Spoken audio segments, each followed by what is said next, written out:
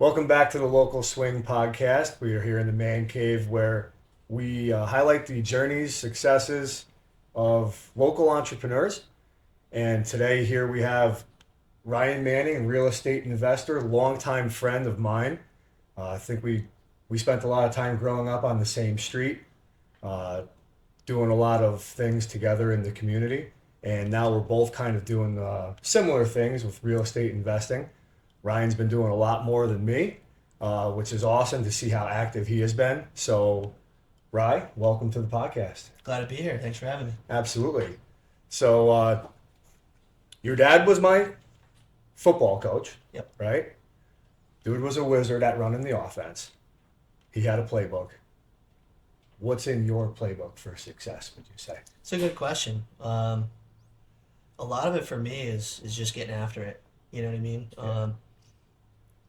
Whenever I look at a deal, I always go back to what's the worst that could happen, and what are the chances that actually happens. Mm. So for me, that leaves me with a sense of comfort. And then after doing multiple deals, you become pretty comfortable just doing it, right? Yeah. So it just goes back to trusting yourself, knowing what you want, and understanding the product that you're, at least in real estate, right? Understanding the product, knowing that you can go into a deal confident. Right. So that for me. That's the biggest thing. Yeah. That's interesting. Like, risk reward is a big thing that goes into real estate investing and a lot of other things, obviously. But you hit a nice point there of what's the worst that could happen, and then on top of that, what's the chances of it actually happening? I think that's, some people are more risky than others, and that's a good way to look at it, though. Who would you say? Would you say you had a mentor going into being a real estate investor? Like, what got you into like analyzing your first deal and saying, "What's the worst that could happen?" Right. Yeah. So the what's the worst that can happen comes from a guy named Justin Spalding. I actually just attended his mastermind. He looks at it a little bit deeper than that. So what's the worst that can happen? What's most likely to happen? What's the best thing that could happen? Right. So you can look at it from a multitude of ways. I just like to make it a lot more simple, because anything above what's the worst that can happen, I can fix, right? Right. And you sometimes the worst that can happen may not be a huge thing either, right? Yeah. So he would definitely, as far as real estate investing, he would be number one. Yeah. I definitely have a couple other mentors that have helped me with my mindset, uh, overall business acumen, trusting my gut, understanding my processes and what I'm thinking, and then just trying to put it out there. That way, there's clarity moving forward in what I'm trying to accomplish. So, the folks on the clarity side, that's been a huge thing for me, because in real estate there's a lot of moving parts, right? Yeah. So you have the asset, and then you have the people. Mm-hmm. So it's not just a business where it's not like an online business where there's no human interface, right?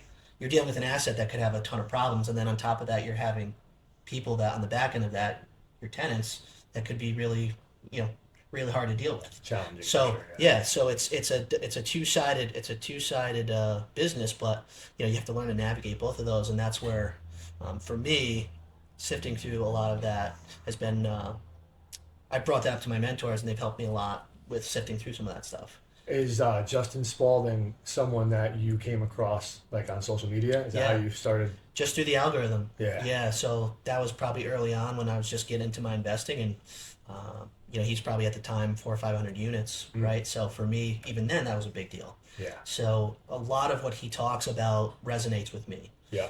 How he treats his employees, how he goes about his underwriting, how he runs his companies, right? He's a sports guy just like us, so Yeah. I can relate to a lot of the stuff that he talks about, and I can see myself doing those things and reaching those heights through similar practices. Right. So going to his mastermind this past week was massive for me, because it just expands your mindset even further on how fast and how far you can go in a short period of time. Yeah. So it was cool. So his mastermind was that, just touch on that a little bit. Yeah. Is that like a convention kind of thing? Yeah. It was an intimate style conference. About 15 of us. There's people from California. There's people from out in the Midwest. So I was out in Wisconsin, Georgia. There was a guy from Portugal there, right? Okay. So another one of his investors, based out of Oklahoma, was there. So you're in the room with some high level practitioners, and that's the opportunity to answer or ask those questions, Yeah. right? Those things that may seem higher level, they bring it down to your level and really help you expand on what you're trying to accomplish. Yeah. Going into it, I was talking to you last week about how you were going to that. I assumed it was much bigger than 15 people, and Right. I think it's way better that it's not, because you use the word intimate. I feel like people can pay attention to each other a lot more when there's a smaller group. Exactly. Yeah. For me personally, if there's a ton of people, there's just a lot going on, Distraction. right? A lot of distraction. Yeah. So it's more valuable to me to be in that room where you can ask questions, right on the spot. Right. Right. While he's going through his whole processes, he's talking about his investing strategies. He's talking about investing outside of real estate. He's talking about how he runs his companies, why he does certain things, what works for him, how he structures his deals with his investors. Yeah. Which was really neat to see. Just the overall picture of how he's grown his portfolio to 2,000 or whatever 2,500 units that he has right now. Yeah. I'm sure you've absorbed a lot from him through things like the mastermind and just you're on his podcast and Yep. social media in general.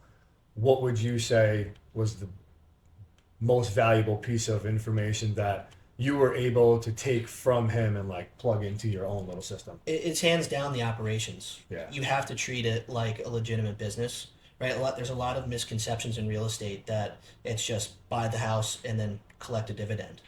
It's much more than that. Yeah. I touched on it, right? So you have the tenants, right? And then you have your employees. So now there's two sides of the people piece. Then you have the asset, right? Maintaining and controlling the asset. Right. That way, moving forward, you have legitimate longevity, create legitimate wealth for yourself, add real value to these properties, Yeah. and then go on and do it again, right? That's really how you make an impact in that industry. Sure. I probably could have used Justin Spalding a long time ago, because I'm still like, let's buy it, it's going to work out. And I don't spend a whole lot of time before that. And then I just use what I consider my strengths of my work ethic and my relationships. And I'm like, I know that this is going to work, because however, just buying it and hoping it's going to work out probably isn't the best strategy. Yeah. And I would say what we touched on earlier is I'm probably a little bit riskier than most. Yes and no. I mean, it really depends on your structure, right? So it's just you, for lack of a better term, right? Sure, yeah. You may have a couple partners in there, but you don't really have employees, or you might be getting ready to do that. So his structure is for a larger company, right? So for me, we have 2 partners and 5 employees. So like I'm looking to grow that portion. Yeah. So that's why that part's important to me. Whereas someone like yourself, you may just be focusing on the growth, Right. the next deal, or funding the next deal, right? And that's okay too. Everyone's investment strategy is different. Yeah. So it's just a matter of knowing what you want out of it, Right. and where it's going to lead you. And that may be just buying a 2-family, a single family, a 3-family, or 3-family, right? Or if you want to get into larger asset classes, right? It's based on your strategy. Yeah. So there's no wrong way to do. There's no right or wrong way to do it. Yeah. You just gotta figure that out. What Yeah. that means to you.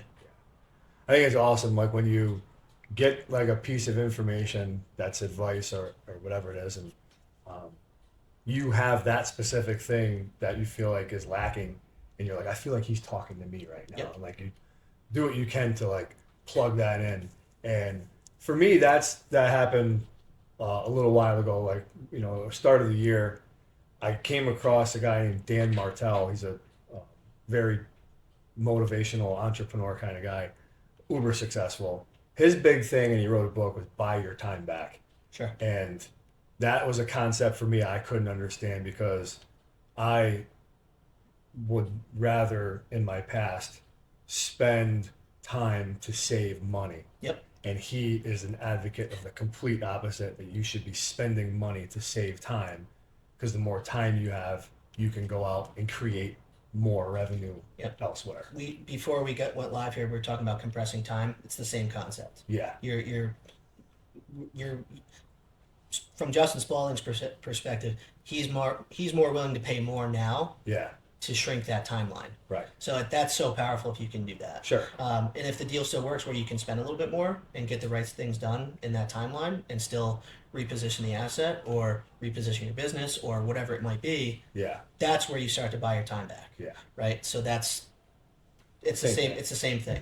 I 100% agree with that. Yeah. Like traditionally, when anything needs to be done at any of the properties that I own, I would just throw my work boots on and grab my tools, and I would be down there. And that was cool for a minute. And then once I started to actually say, you know what, I'm going to call somebody and see like if they could do it. Yep. It felt really good. Yep. You know, in the beginning, I think you're like, oh, I'm not going to pay anybody, that I could do the work myself.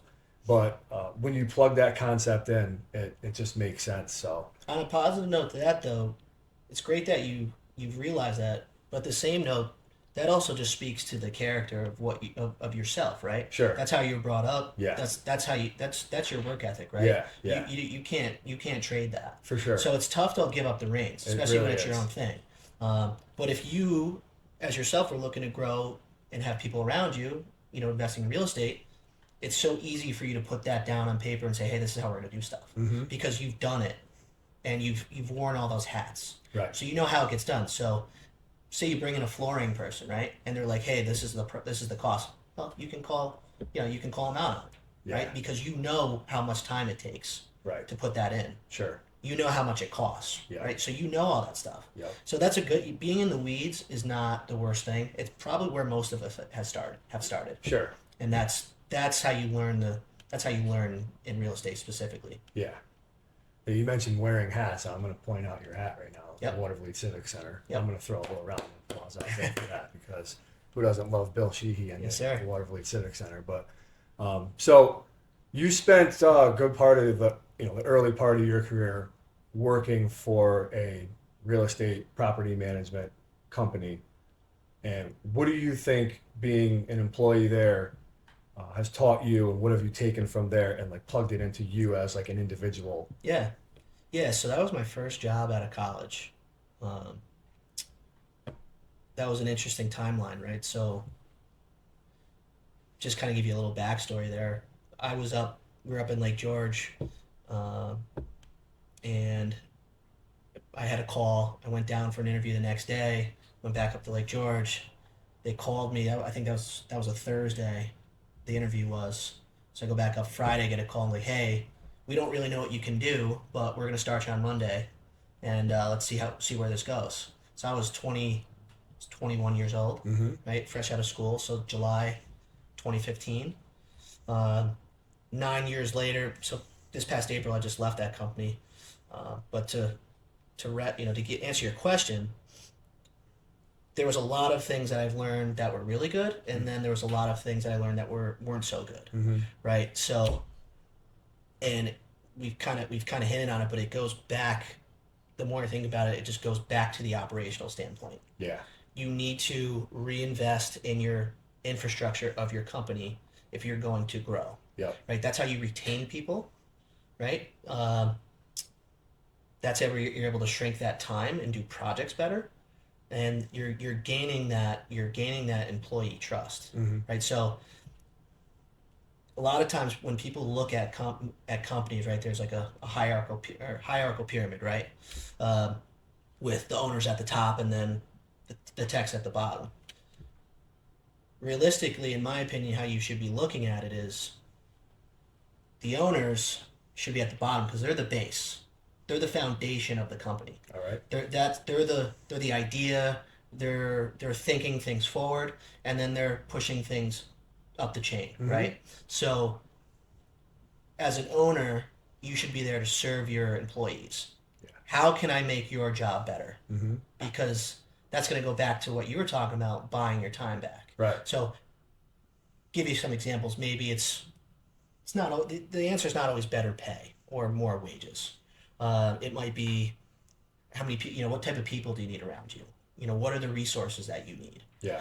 Those are the things that I've found when things were going well, were taken care of. Yeah. And then when things weren't going so well, that stuff was getting put on the back burner. And that can cause a lot of frustration. Yeah. But, overall, that's the place where That's the place where I've learned everything that I know up until this point about real estate, just being in it. Yeah. And I was in a leasing position where I understood the markets, so I could go look at a deal and analyze it in 30 seconds. Yeah. Because I know what I can rent this for. I'm sure that helps now, right? Yes. Yeah. Yeah. So, you know, where people might have that analysis paralysis, I've transcended that. Yeah. Because I know what I'm looking at. Right.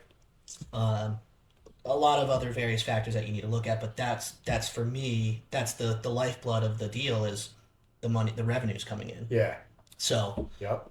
that's, I can go look at that from a higher level and say, hey, this is going to be a good deal. Sure. And then we can figure out, the expenses. A lot of times, at this level where I'm buying, they don't really have payroll expenses. There's not really employees working there, right? Yeah. So I can go insert my own numbers, with our employees or whatever we might need.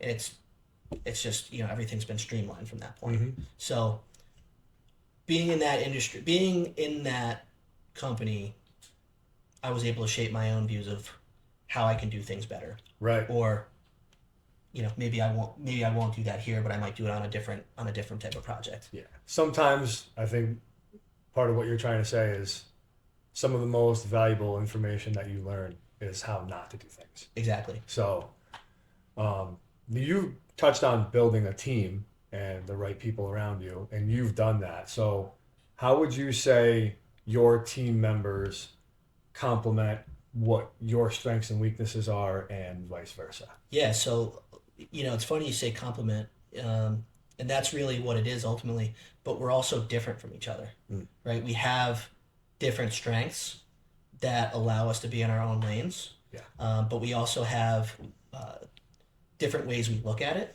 right? So it's almost like the yin and yang, right?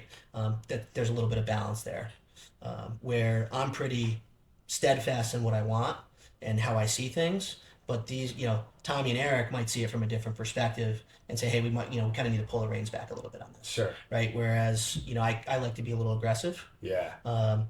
And just from being around them, I've learned that, hey, sometimes you got to slow things down. Yeah. To speed things up. Yeah. So that's how I would say we complement each other, is by having those different ways and different attitudes of going about things. Yeah. Which ultimately, at the end of the day, that brings clarity, right? And it allows us to move forward on the same level. Yeah. So that's been really important for us to find that level playing field. Sure. So, like you mentioned before, I kind of go at this myself, if you will, and I'm always in a position where I'm bouncing things back and forth in my own head. Mm-hmm. And sometimes I'm like, man, I wish there was somebody that, was with me on this, because not only for their expertise or whatever it may be, but to create momentum. Sure.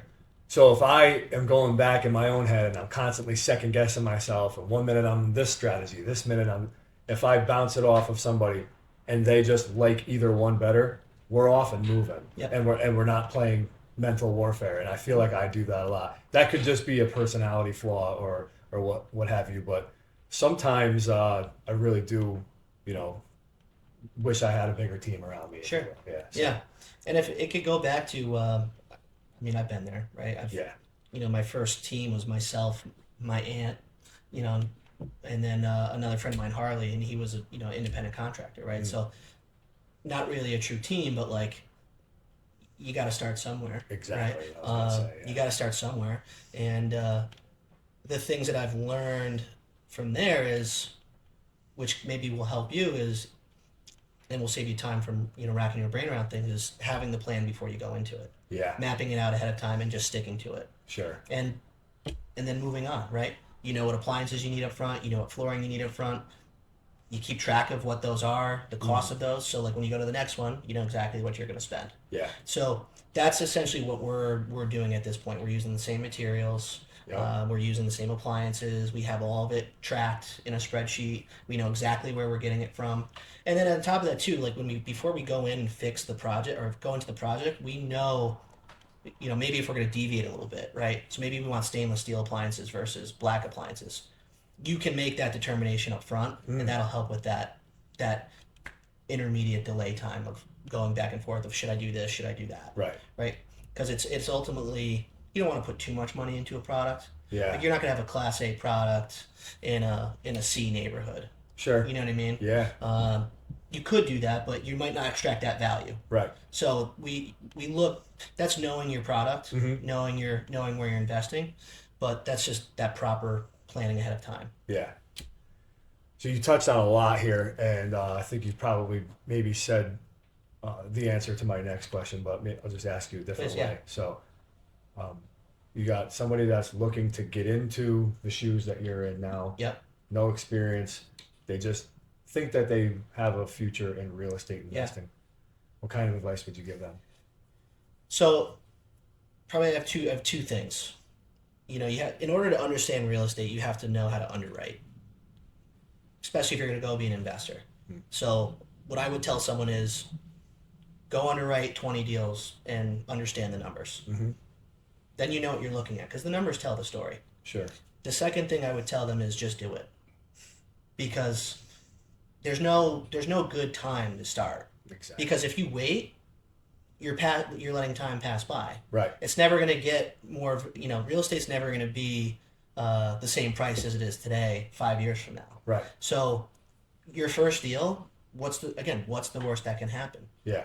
You fail, sell it, you break even. Maybe you lose a little bit of money, but at least you tried. Sure. Call it fail forward, right? Yeah. But you're going to learn a lot there. Yeah. And sometimes the first deal isn't a slam dunk. Right. Sometimes it is, right? It's, you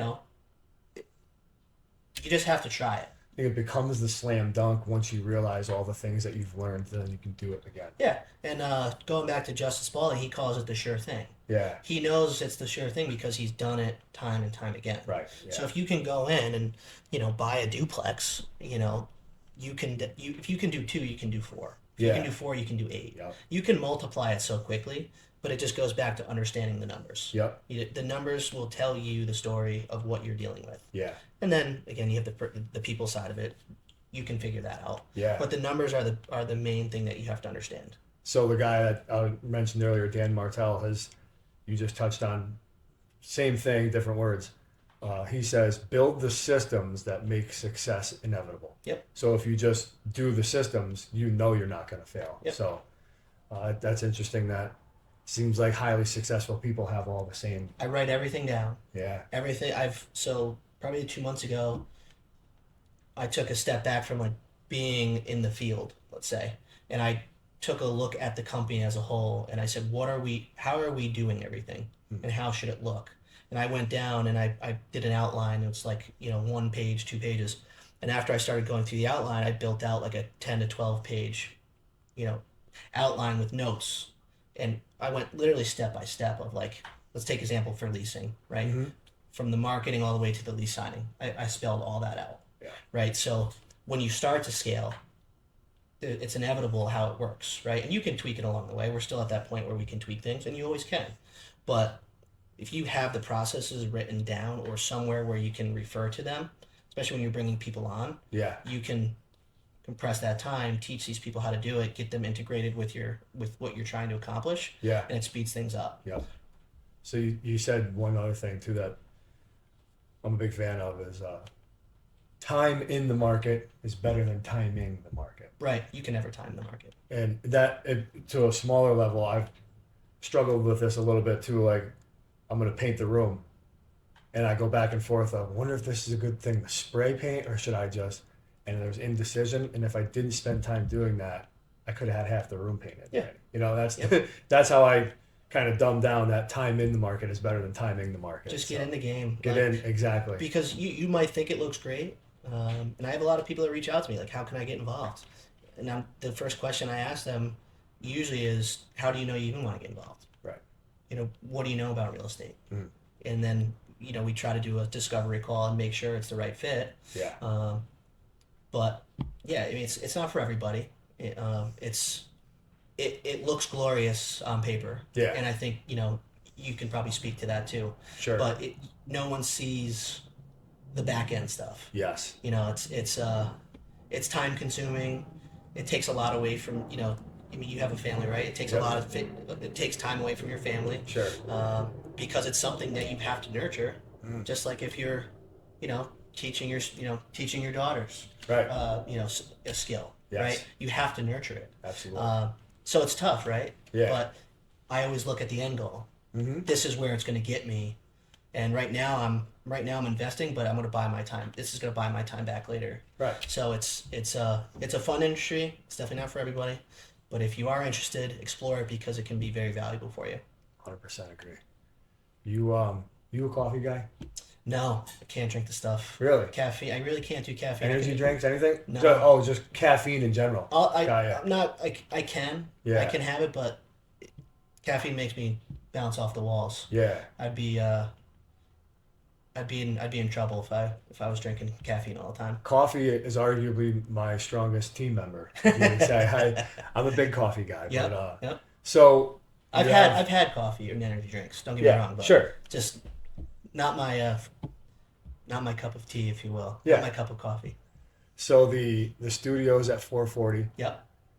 You have a bunch of commercial spaces. What's your favorite local business that if you heard they were looking for space that you would absolutely try to go after and get them in your building? Oh, that's a good question. I mean, you have your staple local businesses, right, that you'd see like driving up 19th Street or Sure. whatever, but I'd love to be able to have like a little cafe in there, Yeah. but I don't know if there'd be some zoning issues, but it'd be cool to have like I don't know, like a Bob's Diner satellite or something like that. Yeah. You know what I mean? Like a little coffee spot. Yeah. Could be even like if Skylar Baker was a little further away. Sure. That would be a cool little spot to have a little satellite cafe. Gus's might be a tough one. Gus's would be tough. They might stink out the joint with the meat sauce. Smells amazing. Yeah. But maybe not for all the neighbors. Yeah, no, Gus's might put us out of business there. Yeah, Actually. yeah, true. What is your dream property to own one day? Yeah, we're trying to grow into larger asset classes. So my vision of what we can own would be, a large piece of property, 30 to 40 acres with townhouse style duplexes. It's a really great, in my opinion, a really great asset class to be in. It takes away some of those tenant issues. Yeah. Per se, like you don't have someone on top of you now. It's side by side. Yep. You can build garages off those. Yep. Driveways. You can make desirable neighborhoods. So it'd be like a development, if Sure. you will. Yeah. But we'd probably keep those for a while and then have the option to retail those off later to good homeowners. But that would be a really good product that I'd like to get into. Yeah. So when you're not doing real estate underwriting and looking at deals and talking with your partners and what do you do to unwind, relax? Yeah, so typically I like to be at Brian Bury's gym doing Brazilian Jiu-Jitsu. So shout out to Brian. Might be biased, but arguably the best coach in the area, if not New York State. Wow, nice. He's very high level. Still working on getting my neck issues worked out. So now I'm doing some light working out at home, doing a little bit of running, hanging out with my wife and my son. Really just laying low because we got a lot going on right now. So Yeah. it's tough to unwind, especially when you got so many pieces moving. It's tough to turn it off, and that's actually one of the things I talked about on Justin's podcast. It's like it's very difficult to turn that off, especially when you're constantly going. So Right. just anything really simple that I can do just to turn it off. Yeah. Well, that about wraps things up here on this episode of the Local Swing Podcast. So we thank Ryan greatly for stopping into the Man Cave and shooting the breeze with us about his journey in real estate. So thank you, Ryan. Thank you. Appreciate having me. Absolutely.